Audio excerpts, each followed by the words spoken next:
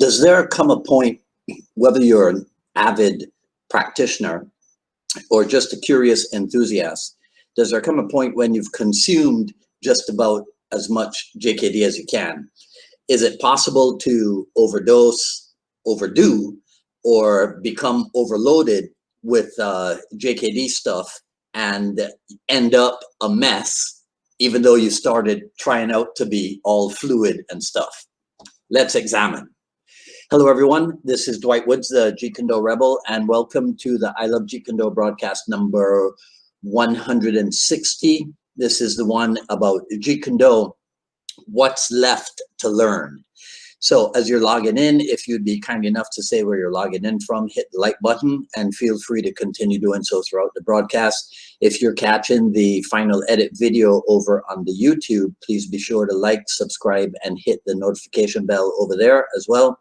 If you enjoy my work and you'd like to support the program, please visit jkdrebel.com, click on the Rebel Gear link, and that's where you will see stuff like this.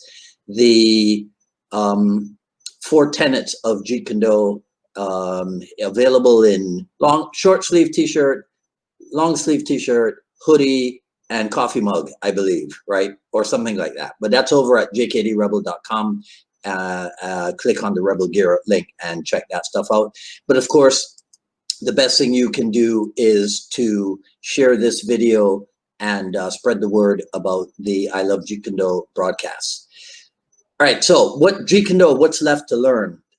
We all know that it can happen in a traditional art like karate or like taekwondo, especially when people have been at it for a while. In fact, I've said this before, but I was shocked out of my gourd when I learned that Jun Rhee and Jeff Smith, you know, the pioneers of taekwondo in the USA, that they used to have a hard time holding on to students once those students had reached black belt. They didn't have much of anything beyond black belt. So imagine in an art like Jeet Kune Do, which doesn't even have the promise of a black belt to entice or retain students. Imagine what might happen in an art like Jeet Kune Do. Or is it that Jeet Kune Do possesses special qualities which can turn its practice into a lifelong endeavor? Surely a lot of the people who join in every Wednesday and Friday for these podcasts, I would say the majority of them are lifers. They're lifelong JKD practitioners. But I'll give you a short answer, and then that way, since it's the busy Christmas season, I'll give you the short answer to this. And if you're in a hurry, you can get out of here, okay? All right, so the question, JKD, what's left to learn? JKD can be a lifelong endeavor if you approach it as an exercise in self-knowledge and self-development, okay? All right, see ya. Merry Christmas. Have a nice life. Now, if you're still here, let me tell you about 2 times when this, we'll call it the phenomenon of what's left, right? When it cropped up in my life. The first time was when I was a young instructor, probably just 4 or 5 years in. And it's either that the Inasanos were here in Miami or I was out in LA on one of my many trips. But in any case, Mrs. Inasano told me that some of the guys on staff, some of the guys who led classes at the Inasano Academy, that they had mentioned to her that they had run out of material to teach. And I never let her know that I had experienced a similar type of dilemma myself. But when she said that to me, that kind of galvanized me into action, because I knew, well, okay, this can't be. I have to do something about it. The second time that the phenomenon of nothing left cropped up was with a young student of mine. So Head was probably 14 or so. So he was going into those, manic teenage years and rebelling against everything. And he had probably been with me, man, he might have been with me at that time for like 7 years or so, because he started with me when he was a young kid. So when you think about it, right, him becoming a teenager, that's when they start to rebel against all the stabilizing influences in their lives. And martial art was one of those things. So that was the second time when the what's left, because that's what he said to me. He goes, you know, I feel like there's nothing left for me to learn here. I know everything that you teach. So the question becomes what to do in a situation like that, where either you feel like you've got nothing left to teach, or someone else feels like they've got nothing left to learn from you. So I say that if you've been approaching JKD as merely a physical endeavor or only a physical endeavor, then you're going to experience that kind of situation perhaps more often than somebody who's approaching the art as a self-development tool. This is something that we talk about at my school all the time. I mean, even just in last night's training session, that at the different stages of your development in JKD, you will have different levels of understanding, which in turn affects your ability to express it actually affects your ability to express your JKD or even express yourself. And isn't that what we talk about, or what we hear Bruce Lee say all the time in JKD, the ability to honestly express oneself? Draws to mind two of, I would say, to me, two of the most important quotes, so to speak, in JKD. One is Bruce Lee says, it's not how much you've learned, but how much you have absorbed from what you've learned.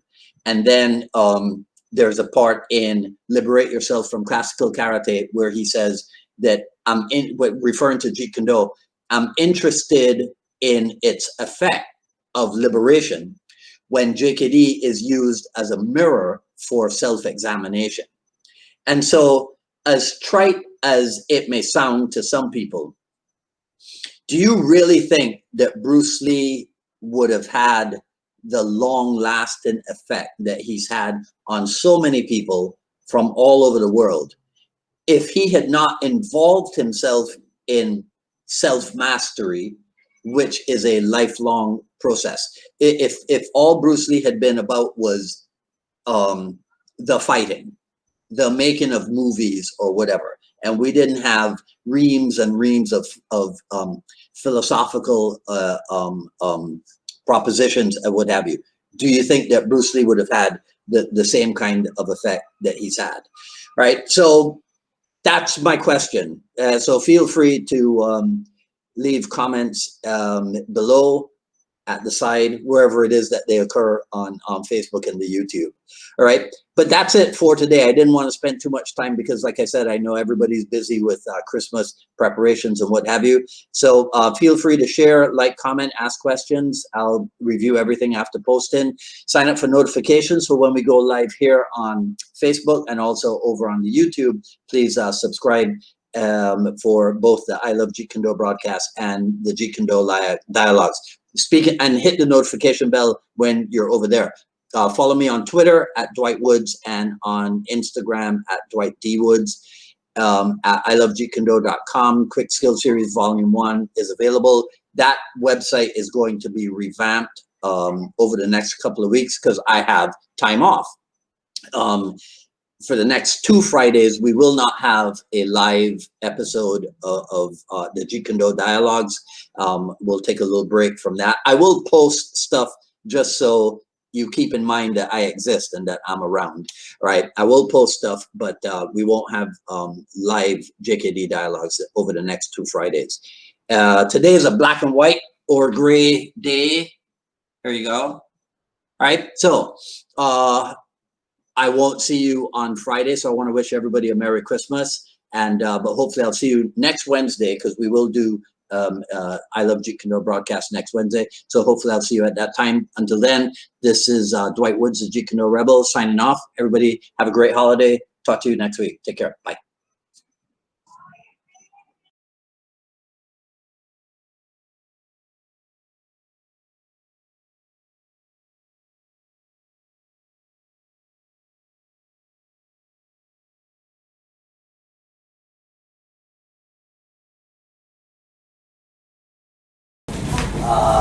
Still left.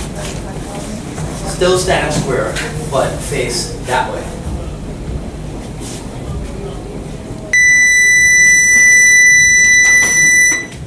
Right, so now, two things. No, this is, no, Right. this is normal, ask them. Two things. So, first thing, right, en place. But but not really stationary. It just means that this foot does not move first. This foot moves first.